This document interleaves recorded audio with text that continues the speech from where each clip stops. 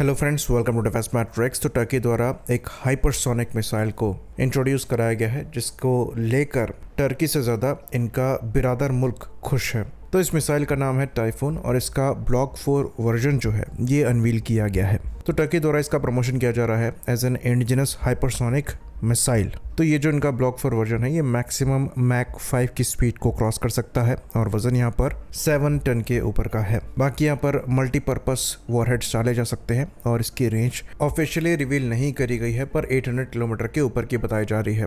तो ये missile actually नई नहीं है, लेकिन जो ब्लॉक 4 वर्जन है ये पहली बार रिवील किया गया है। तो कहा जाता है कि इसके जो टेस्ट हैं ये 2022 से ही चल रहे हैं और 2023 में एक टेस्ट के दौरान ऑलमोस्ट 560 किलोमीटर की रेंज में इसने टारगेट को स्ट्राइक किया था, वो भी मात्र 456 सेकंड्स में। तो उसके हिसाब से जो स्पीड है ये 4428 किलोमीटर पर आवर की आती है, जो कि मैक नंबर में हाइपरसोनिक नहीं पहुंचता है, खाली मैक 3.5 है। वो इनिशियल टेस्ट थे और अब ऐसा लगता है कि ये हाइपरसोनिक स्पीड को अचीव करने में सक्षम हुए हैं, इसलिए पब्लिकली इसको रिवील किया गया है। बाकी इसके जो इनिशियल वर्जन्स हैं वो करीबन 2300 किलोग्राम के हुआ करते थे और वहाँ पर मैक्सिमम रेंज 280 किलोमीटर के ऊपर की बताई जाती थी, पर यहाँ पर मास जैसे कि हमने बताया 7 टन का बताया जा रहा है। तो रेंज भी 800 से 1000 किलोमीटर के ऊपर की एक्सपेक्ट करी जा रही है। एक्यूरेट की काफ़ी ज़्यादा बताई जा रही है, कई जगहों पर 5 मीटर CEP की एक्यूरेसी कोट करी गई है। तो ये एक काफ़ी डिसेंट मिसाइल है। तो क्या ये इम्प्रेसिव है? डेफिनेटली इम्प्रेसिव है, पर बहुत ज़्यादा नहीं। जिस हिसाब से यहाँ पर प्रमोशन चल रहा है उस हिसाब से यहाँ पर अचीवमेंट नहीं है, क्योंकि ये कोई हाइपरसोनिक ग्लाइड व्हीकल नहीं है, ना ही ये कोई हाइपरसोनिक क्रूज मिसाइल है, जिसको मास्टर करने को लेकर दुनिया भर में स्ट्रगल चल रही है। ये missile most likely quasi ballistic trajectory को फॉलो करती है और हाइपरसोनिक स्पीड को अचीव करने में सक्षम है। ये कोई बहुत नई टेक्नोलॉजी नहीं है, कई कंट्रीज इंक्लूडिंग इंडिया ऐसी मिसाइल्स को पहले से ही यूज़ कर रही हैं। बाकी टर्किश मीडिया में चीज़ों को ऐसे दिखाया जा रहा है कि जैसे ये बहुत यूनिक हो। इनके मीडिया आउटलेट्स ऐसे रिपोर्ट कर रहे हैं कि टर्की गिनी चुनी कंट्रीज़ की लिस्ट में शामिल हो गया है जिसके पास ऐसी मिसाइल्स की टेक्नोलॉजी है, जिसमें वो यूनाइटेड स्टेट्स, रशिया और चाइना को तो मेंशन कर रहे हैं, पर इंडिया को कहीं भी मेंशन नहीं किया जा रहा है। ये शोकेस करता है कि इंडिया के जो मिसाइल प्रोग्राम्स हैं कितना ज़्यादा अंडररेटेड है, क्योंकि हमारे यहाँ टर्की की तरह गाना गाया नहीं जाता है और इस चीज़ को हम बहुत बड़ा चढ़ाकर बताते भी नहीं हैं, क्योंकि हमारे लिए ये कोई बहुत बड़ी अचीवमेंट नहीं है। इवन हम इनसे बड़ी अचीवमेंट करके शांत बैठे हुए हैं। कुछ ही दिनों पहले हमने हाइपरसोनिक ग्लाइड व्हीकल को सक्सेसफुली टेस्ट किया था। यहाँ पर हम बात कर रहे हैं LRASHM की, यानी कि लॉन्ग रेंज एंटीशिप मिसाइल की। तो सिमिलर कैटेगरी में भी हमारे डिफरेंट प्रोग्राम्स पाइपलाइन में हैं। इवन BMO4 बैलिस्टिक मिसाइल भी उसमें से एक एग्जांपल है। बाकी हमने अभी स्क्रैमजेट इंजन को टेस्ट किया है और सबसे लॉन्गेस्ट ड्यूरेशन के लिए हमने उस इंजन को चला कर देखा है, जो कि हमारी हाइपरसोनिक क्रूज मिसाइल में लगेगा। तो वही चीज़ है, हमारे यहाँ ज़्यादा गाना नहीं गाया जाता है चीज़ों को लेकर। तो जिस कैटेगरी की ये टाइफून बैलिस्टिक मिसाइल है, कोई स्पेशल नहीं है, एक क्वासी बैलिस्टिक मिसाइल नज़र आ रही है, क्योंकि यहाँ पर कोई एरोफॉइल स्ट्रक्चर नहीं है जो कि ग्लाइड व्हीकल को इंडिकेट करता हो। तो बेसिकली ये एक सिंगल स्टेज की क्वासी बैलिस्टिक मिसाइल है और ऐसी मिसाइल्स इवन कॉम्बैट में रशिया द्वारा इस्तेमाल करी जा रही हैं। यहाँ पर हम किंजल की बात कर रहे हैं और स्कांडर की बात कर रहे हैं। इवन पाकिस्तान ने इंडिया के अगेंस्ट में CM400 AKG मिसाइल फायर करी थी, जो अगेन एक हाइपरसोनिक मिसाइल कही जाती है। तो इन मिसाइल्स के लिए हाइपरसोनिक टर्म को यूज़ करना गिमिक से ज़्यादा नहीं है। ये मैक्सिमम हाइपरसोनिक स्पीड को अचीव कर पाती हैं, लेकिन उससे इनको कोई बड़ा एडवांटेज नहीं मिलता है। किंजल मिसाइल भी शूट करी जा रही हैं यूक्रेन द्वारा, स्कांडर भी शूट करी जा रही हैं।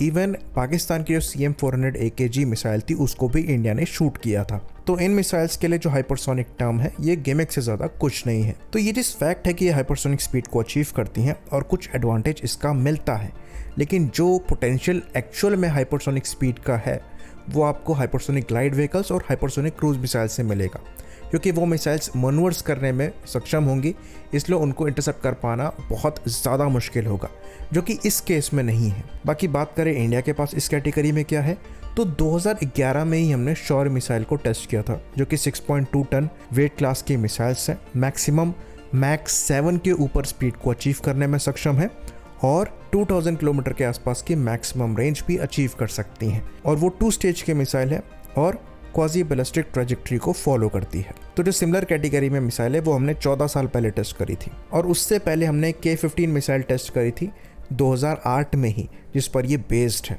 तो इंडिया द्वारा इन सब चीज़ों को लेकर गाना नहीं गाया जाता है। बाकी एक और बात हम आपको बता दें, रुद्रम सीरीज़ अगर आप उठा के देख लें तो रुद्रम 1 को छोड़कर जितनी भी रुद्रम सीरीज की बैलिस्टिक मिसाइल्स हैं ये सब हाइपरसोनिक स्पीड को अचीव करने में सक्षम है, मैक 5 से मैक 7 तक। चाहे पर हम रुद्रम 2 की बात करें जिसकी टेस्टिंग एडवांस स्टेजेस पर है, रुद्रम 3 की बात करें अगेन जिसकी टेस्टिंग एडवांस स्टेजेस पर है, और रुद्रम 4 जो कि आने वाली है। तो ये सब हमारे नॉर्मल प्रोजेक्ट्स हैं, इनको लेकर हाहाकार नहीं मचाया जा रहा है। लेकिन टर्की और उसके आर्यन बिरादर की बुद्धि में ज़्यादा डिफरेंस नहीं है। हर एक अचीवमेंट की नौटंकी करना यहाँ पर ज़रूरी है। आइसक्रीम आप डायरेक्टली निकाल कर खा सकते हैं, लेकिन जब तक नाच कर वो आइसक्रीम ना निकाली जाए तब तक अटेंशन नहीं मिलती है कि यहाँ पर आइसक्रीम खिलाई जा रही है। और ये खाली एक ही प्रोजेक्ट की बात नहीं है, टर्की के मैक्सिमम प्रोजेक्ट्स में ऐसा ही है। छोटी छोटी अचीवमेंट्स के सिनेमैटिक वीडियोस निकाले जाते हैं और उनको बड़ा करके पूरा पीआर स्टंट किया जाता है। ये चीज़ हम इनके ड्रोन प्रोग्राम्स के साथ भी देख चुके हैं, जहाँ पर एक्चुअल कॉम्बैट में इनकी ड्रोन्स की क्या हालत हुई ये हमने ऑपरेशन सिंदूर में प्रूव कर दी। बाकी रशिया यूक्रेन कॉम्बैट में भी रशिया ने इनके ड्रोन्स की औकात दिखा दी। तो अब न्यूज़ में ये चल रहा है कि ग्रीस का क्या होगा, और आर्यन बिरादर की न्यूज़ में ये चल रहा है कि इंडिया का क्या होगा। हमारे बिरादर ने तो हाइपरसोनिक मिसाइल बना ली है। फ्रैंकली अगर ये सुपरसोनिक क्रूज मिसाइल भी बना पाते तो वो इससे बड़ी अचीवमेंट होती, क्योंकि एक सुपरसोनिक क्रूज मिसाइल को इंटरसेप्ट कर पाना भी बहुत ज़्यादा मुश्किल होता है, और ये प्रॉपर एज टर्की को प्रोवाइड कराता। ये चीज़ हमने ऑपरेशन सिंदूर के दौरान देखी है कि सुपरसोनिक क्रूज मिसाइल्स के अगेंस्ट में भी जो एयर डिफेंस सिस्टम्स हैं वो ज़्यादा कारगर साबित नहीं होते हैं। तो वो मिसाइल भी इनसे ज़्यादा कैपेबिलिटी आपको प्रोवाइड कराएंगी और वो इनसे ज़्यादा इम्प्रेसिव अचीवमेंट होगी, लेकिन उसको भी अचीव कर पाना काफ़ी ज़्यादा मुश्किल है। तो जब हाइपरसोनिक वेपन्स की बात आती है तो रशिया के ऊपर फिलहाल कोई कंट्री नहीं है। इवन ईरान को हम ज़्यादा डिस्कस नहीं करते हैं, लेकिन ईरान के पास भी हाइपरसोनिक बैलिस्टिक मिसाइल्स अवेलेबल हैं। उन्होंने इजराइल पर फायर भी करी थी और उनको सक्सेस भी मिली थी। तो इस वीडियो में इस डिस्कशन का मेन मतलब ये है कि खाली हम यहाँ पर इस पर्टिकुलर मिसाइल की बात नहीं कर रहे हैं, हम टर्की के कॉन्टेक्स्ट में बात कर रहे हैं कि वहाँ पर एक्चुअल अचीवमेंट और पीआर में कितना डिफरेंस है। और ये हर प्रोजेक्ट में है। इनने कान को लेकर इतना ज़्यादा हवा बना रखी है कि हम एक 5th generation fighter platform develop कर रहे हैं, इसकी हमने फर्स्ट राइड करा दी और ये हमारा इतने पीरियड में डेवलप हो जाएगा। वो भी एक मेजर पीआर स्टंट है। अगर कान को लेकर आप मेजर अचीवमेंट्स की बात करेंगे तो वो अभी कुछ हुई नहीं है।